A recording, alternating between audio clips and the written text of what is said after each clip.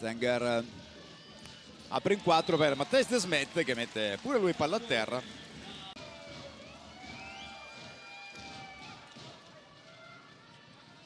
Palla difficile per de Smet, che trova un varco nel muro.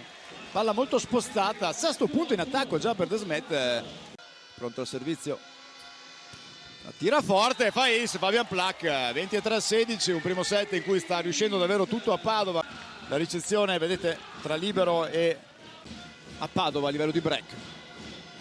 Altra botta e altro ace di Gabi Garcia, che sembra questa sera un altro giocatore rispetto a quello che abbiamo visto a Modena. 25-17, rimangono i dubbi, ma ripeto, sempre grande fiducia nell'operato arbitrale. Assegno Plach. Primo attacco vincente per lui. Andiamo a segnare anche l'errore. Palla che tocca il nastro. Zenger, il primo tempo ancora una volta molto buono. È un Falaschi che è elemento prezioso per questa squadra in questo campionato, in cui ovviamente Padova ha come obiettivo e come sempre la salvezza. C'è il muro di Grozdanov su Guzzo e si chiude il secondo set 25 perfetta. 1-1 alla Chione Arena tra Pallavolo Padova e Rana Verona. Ci sentiamo tra qualche minuto per il terzo set.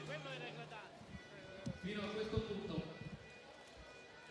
in attesa di un'altra desca.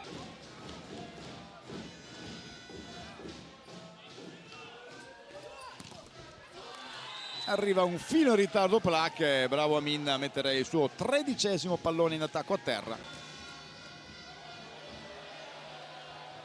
Attenzione perché un po' in difficoltà la ricezione di Verona, un contrattacco per Padova e la palla a terra di Matthijs de Smet.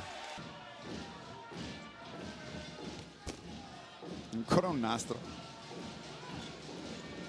Difesa di Padova, Gardini. Beh, cosa fa de Smet? Beh, qui ragazzi, qui standing ovation, qui battiamo le mani anche noi. Zenger, palla difficile, mamma mia Gardini, questa è difficilissima per de Smet, ma de Smet questa sera è una cosa pazzesca.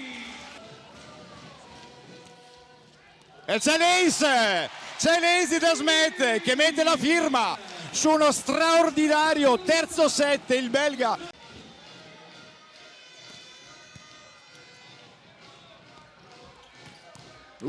Gran difesa di Zenger. Ci prova Garcia, palla che sfiora il tetto ma non lo tocca. Zamoronok, attenzione, ancora palla che sfiora il tetto, mamma mia che difese.